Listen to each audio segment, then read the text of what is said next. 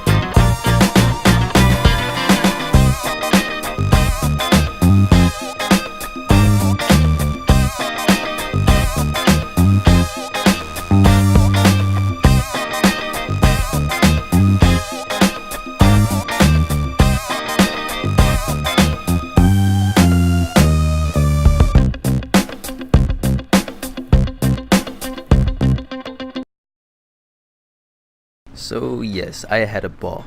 Now the thing to keep in mind is Grand Theft Auto has been out for about 4 years now, and most of their content for holidays comes from previous years. Now that is exactly what Grand Theft Auto has done in this update, with the exception of a brand new car, but I'll get into that. The important part is that you can only purchase these vehicles or these items at this time of year, and it's usually about a week before you can't buy them anymore. So what I'm gonna do is showcase these things to you to show you if they're worth it, because if you don't get it right now, you'll never be able to, or at least until next year, or someone knows a glitch. Either way, you guys, let me show you how you can make some money in this update. So one of the major things that Grand Theft Auto likes to do with their updates is make certain jobs double cash and RP. So I'm just gonna kind of scroll through here and find the ones that are double cash. It looks like the bunker series are double cash and RP, but I don't know why. I never said it would make sense. It's just kind of one of the things that they decided to put on double cash. I don't know why.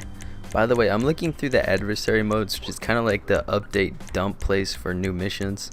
There's usually not any new like survivals or parachuting or captures or races, so I'm gonna save the time and not even look. Another one is Deadline. That one came out a long time ago and it's not very popular, so my guess is the reason for putting that one in double cash is just to bring awareness about it so people play it more often. There's a whole lot of adversary modes, so I'm just gonna kind of skip until I find the next one. See, now Lost versus Damn, this makes no fucking sense. Resurrection, why? What the Slashers is on double cash and RP? If you guys don't know what Slashers, it's when all the lights go out, so it's super dark. It's hide and go seek basically, but the guy finding you is shooting you with a shotgun. How romantic. Alright, I finally found one. It's called Till Death Do Us Part. I'll show you guys some gameplay, but basically what it is a deathmatch. 2 people on a team. If either one of you guys die, then your team dies. Literally. So obviously this game mode is massively dependent on your teammate. Sometimes that can be extremely annoying, but other times it can save your ass. I generally don't have the best of luck with that sort of thing, so I kind of get taken out of the match before I have a time to shine. Fortunately for me, there are other game modes that are more dependent on your own skill, rather than depending on the skill of a complete stranger. One of which being is Shotgun Wedding. So this one is the team deathmatch, and basically the only weapon you get to use is a shotgun. So everyone knows that a shotgun has some super slow fire rate, but if you hit him right and close enough, you can pretty much insta kill him, and that makes for some pretty fun gameplay. Alright, so this is probably the part that most of you guys are interested in. You're not gonna believe what I've done for this video. I completely cleared out one of my 10-car garages. Now yes, this isn't completely for the video. I actually been meaning to do this for a little while, but it does come in handy to have an empty garage to showcase some new cars. So if you pop into Legendary Motorsport, the newest car, it says it's part of the Doomsday Heist, but it's pretty clearly a Valentine's Day car.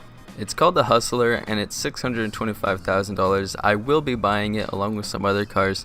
Let me go and show you those ones. So if you keep scrolling down on Legendary Motorsport, eventually you'll see the Roosevelt. There's a Valor version, and I don't really know what the purpose of that is. I doubt it's any much better. It's not too much more expensive, so that's going to be the one I'm buying, but I don't think there's much of a purpose to buy both. So here are the two new cars, and on the Hustler you can actually see through the grille into the engine, and I think that's a really cool feature. The Albany is obviously a very classic looking car with a lot of headlights. I'm not entirely too sure how many of them actually work, but we're gonna find out. I also have the Hot Knife over here that came out with the original Valentine's Day update. I bought this one, I think it was actually 2 years ago when I got my PS4, because I kind of missed the Valentine's Day window and I couldn't buy it, but when I got my PS4 it was available, so I bought it. I haven't done anything to it, so we're gonna start with that. So the Hot Knife, even though it's stock, has some real capabilities of sliding sideways, which as a guy such as myself can appreciate. The rear wheels also make it look like a rat rod, which is pretty cool. So for speed's sake, I'm not going to be changing everything such as armor or engine performance. I'm only going to be changing things that actually change the visuals of the vehicle. This I thought was a pretty cool body performance type upgrade. You can actually take off most of the underskirt, leaving the front wheels with almost just a mudguard. You can also put a huge scoop on it, taking off the hood, which makes it look more like a rat rod if you're into that kind of thing. Now that's about everything that you can visually change about the rat rod, other than the color, the tires, the underglow if you want, and the window tint. So the next car I'm going to be showing you is the new Hustler. This thing's obviously a whole lot more stiff than the Hot Knife, but you can see some really big resemblance between the two. So this one's got some bumper upgrades, even though I don't know if I'd really call it an upgrade, because what it does is it makes it look rusty. It's the same thing with the rear bumper, it just makes it look rusty or it removes it altogether. I think the coolest upgrade you can do on this car is the exhaust pipes.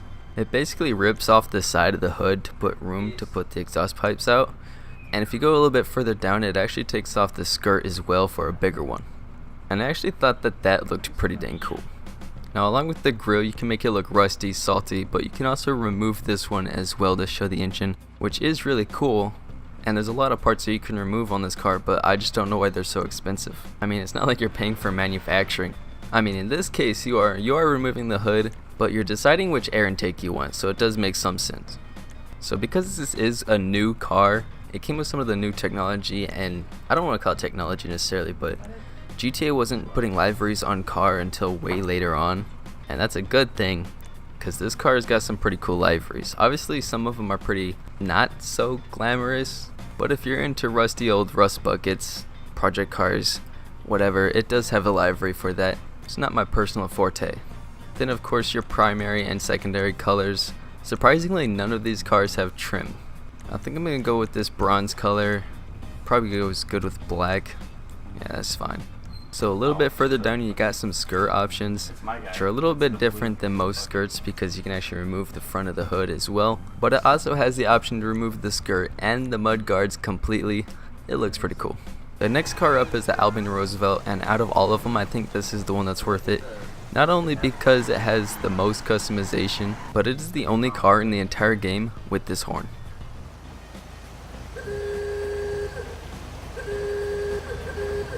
That is just lovely.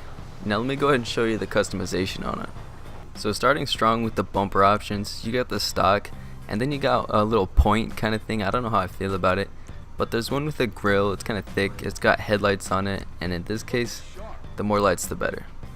Obviously the rear bumper is very similar, and there was no way I was going to pick a rear bumper that didn't match the one that I picked on the front. When you select the chassis, you get a whole bunch of options. I was really confused because I thought these were parts and I didn't see anything changing, but when you select one, you go into it and you get all of these different options.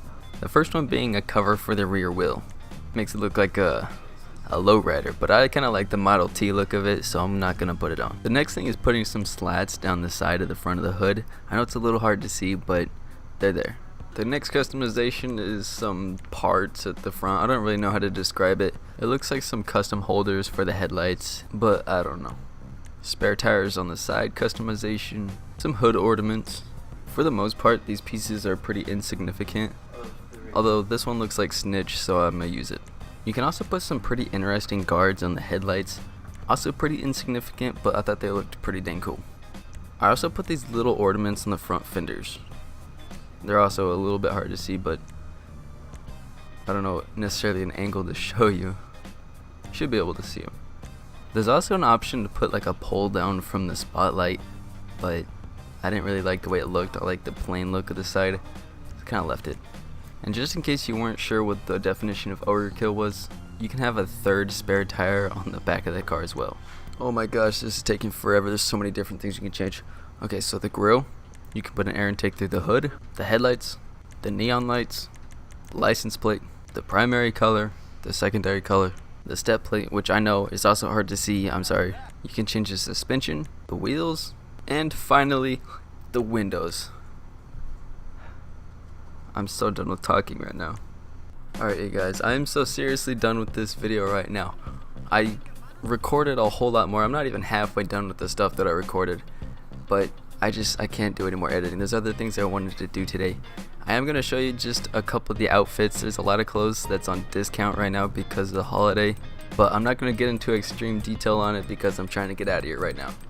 So if you scroll down to the Valentines, you got suits. Now if you wanted to buy each piece individually, it is on discount as well, but I'm just going to kind of show you the outfits because I'm done with this shit. There's also an underwear version. Great on you. I don't like this.